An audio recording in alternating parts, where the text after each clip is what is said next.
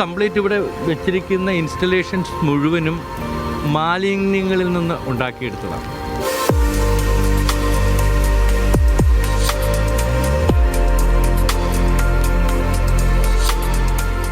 ഈ വള്ളം ശരിക്കും പറഞ്ഞാൽ ബീച്ചിൽ ഉപേക്ഷിക്കപ്പെട്ട് മാലിന്യം കൂടിക്കിടന്ന ഒരു സാധനം ഞങ്ങൾ ജീവനക്കാരോട് ചേർന്ന് ഇവിടെ എടുത്തുകൊണ്ട് വന്ന് പെയിൻറ് ചെയ്ത് ഒരു ക്യാപ്ഷൻ കൊടുത്തു എന്നേ ഉള്ളൂ, നമുക്ക് നാമേ പണിവത് നാഗം നരകവും അതുപോലെ.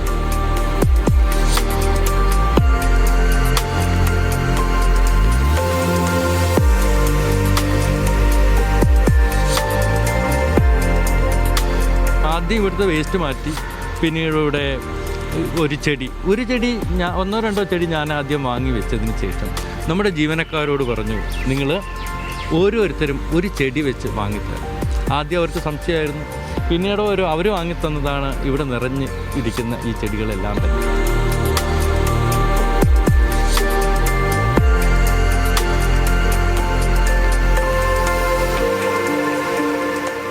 ഒരു വള്ളക്കാരൻ വന്ന് എന്നോട് പറയാണ്, സാറേ ഞങ്ങൾ ഇപ്പോൾ കടലിൽ പോകുമ്പോൾ ഞങ്ങൾക്ക് കിട്ടുന്നത് ഈ പ്ലാസ്റ്റിക് മാത്രമാണെന്ന്.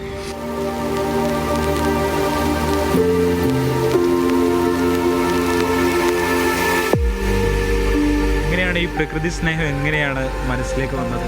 അമ്മ വളരെ പ്രകൃതിയുമായി ഇണങ്ങി ജീവിക്കാൻ ഇഷ്ടപ്പെട്ട ഒരാളാണ്. പിന്നെ വൈക്കം മുഹമ്മദ് ബഷീറിൻ്റെ പുസ്തകങ്ങൾ വായിക്കുമ്പോൾ അദ്ദേഹം ജീവിച്ചിരുന്ന ചുറ്റുപാടുകൾ ഉദ്യാനമാക്കി മാറ്റി എന്ന് നമ്മൾ വായിച്ചറിഞ്ഞിട്ടുണ്ട്.